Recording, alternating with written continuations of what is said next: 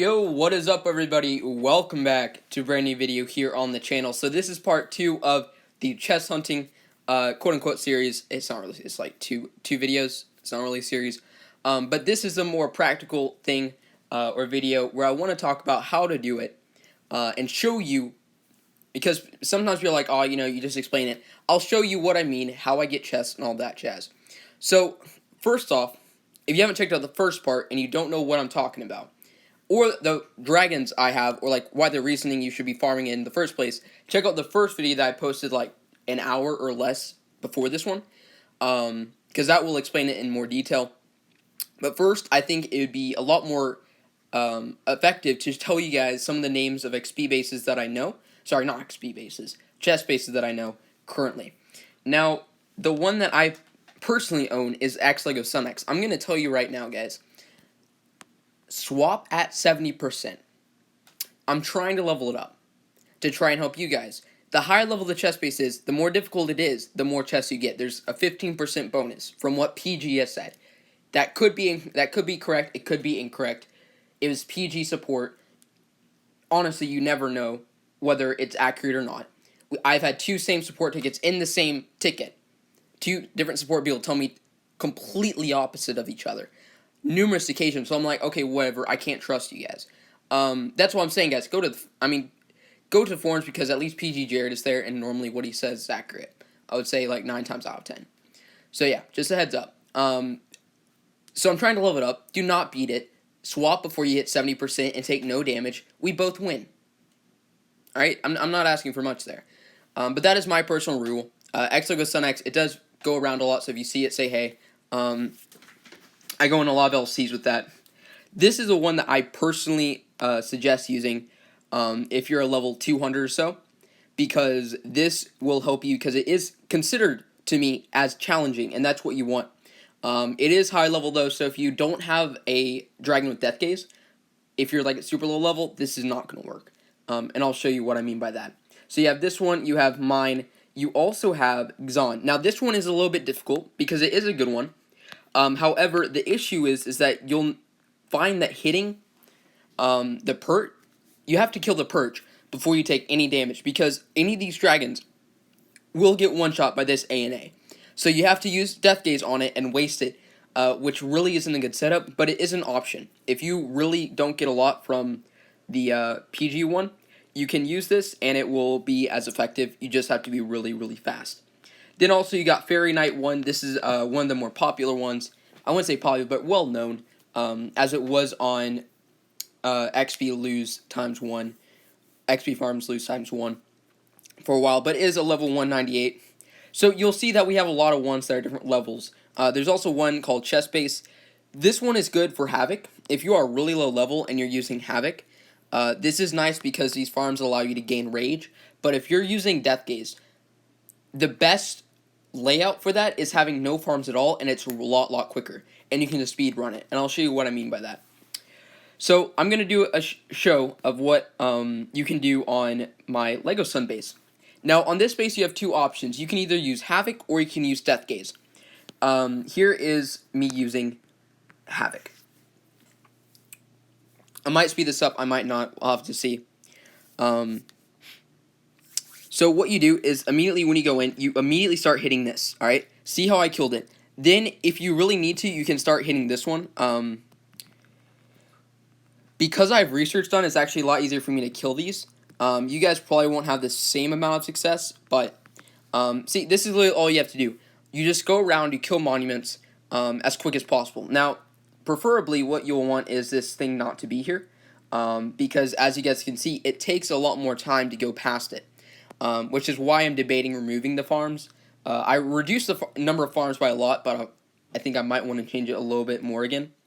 But yeah, so all you have to do is, as you're flying right here, see, you're hitting it as you're moving, you're consistently moving, and you're getting chests from it. Now, if you're high level, hitting X-Lego Sun-X is not really going to work, because again, it's based on how challenging it is.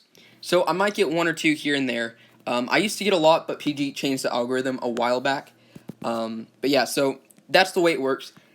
Swap, you don't have to swap here, you can go and kill this, right here, and then you swap before you're hitting these towers, you quit, that's it. Pretty easy, and you can continually do that. Obviously, I got no chest from that. But if you look right here, it says 2 minutes. Well, that's about the same amount of time it takes to go through another run with another dragon with the same idea. That's the thing, right? It takes no killing pots whatsoever if you have a lineup of dragons that you can use, consistently cycling through them, and it's really, really quick. Alright? Now, for the higher level ones, alright? Specifically this one, alright? This is why I'm saying Ember is actually so useful. This is level 262. These monuments probably have 2 or 3 or 4 million HP on them. It doesn't matter, because I one-shot it.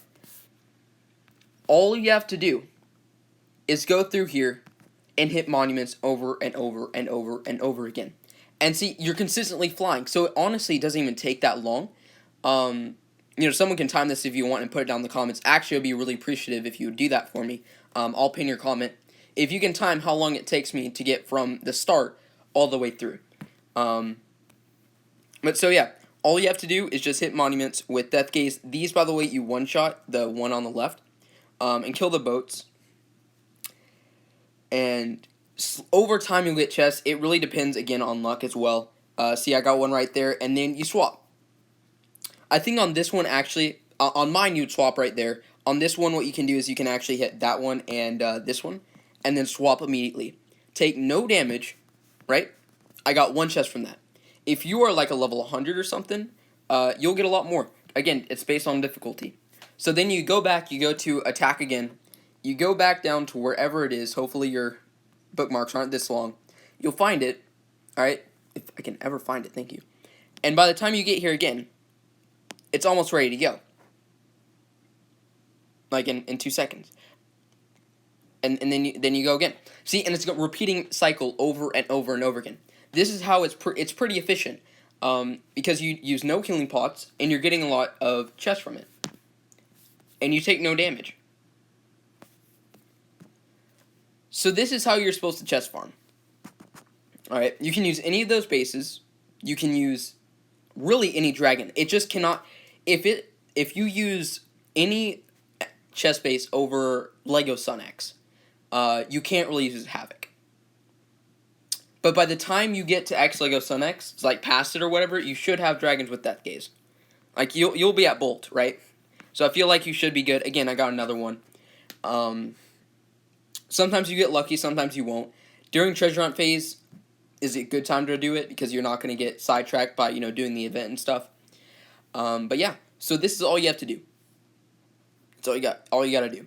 Hit this one, kill that, swap. You get 0% from it, but you're helping out you're helping them get medals, which keeps them as an active state, and you're getting chests from it. And I actually was doing it as a test. I got, in about an hour or so, I got around 100 chests from it. I think it was like 80 something. So around that, I would say. As you can see right here, I'm saving for next season. But if you sit there, turn on a live stream or something, my live stream, actually, I'm saying, like, my live stream, of course, you turn on any one, just sit back, relax, watch the live stream, do that for an hour. You'll get a lot of chests from it, especially if you're lower level. So yeah, hopefully, this was a really quick video, but hopefully, you guys said, shorten it down, get it down to just what I need, and hopefully this helps you guys out. Oh, also, how to find these bases. What you gotta do, alright, is go to the mailbox, hit this thing right here, up the top right-hand corner, right by the X, right under it, you see that little pencil in that square? You click on it, and you write down the name of whatever chest base you want. Alright, let's say I want to get X Lego Sun X, because definitely use that one if you can, because it's mine. Alright, you say whatever you want to say. I mean, not whatever, at least be nice. Go to the Sent tab, hit this, and then hit the little battle thing down there. From here, all you have to do is bookmark it. That way it comes up in your bookmark, so you don't have to go back to the main screen and then go back into attacks every time. You see down, delete from bookmarks, and then the little add to bookmarks down in the bottom right-hand corner, right above the attack power. Click it. Now you're good to go. That's all you have to do to bookmark somebody. If you don't want to email them, you can go to their team name, you can go back and pause the video to check out the team name of the certain bases. This guy I keep teamless because I team hop. I don't team hop, but I join a team and leave it really quickly to get into a new LC. Honestly, nobody really complains about it. A lot of people respect that it is a chest base. It is a base that I gave to you guys, and it has helped a lot of people. So please don't get upset if I join your team. If you have a spot open and it's like random accept, where you can just join and you don't have to send an invite or whatever, I don't really do that. I just wait until a team has an opening and it's auto accept. So I'm not a hindrance to any officer that gets on and is like, okay, I gotta hit the accept button. I just join, leave really quickly. Doesn't hurt your team whatsoever. That's all. That's like the only thing I do. It's just hang out on LC, with a lot of people from this community. It's a lot of fun. So yeah, anyway, hope you guys found this useful. If you did, let me know down below in the comment section, as well as leave a like. But yeah, I really appreciate you guys' support, and I will see you guys in the next video.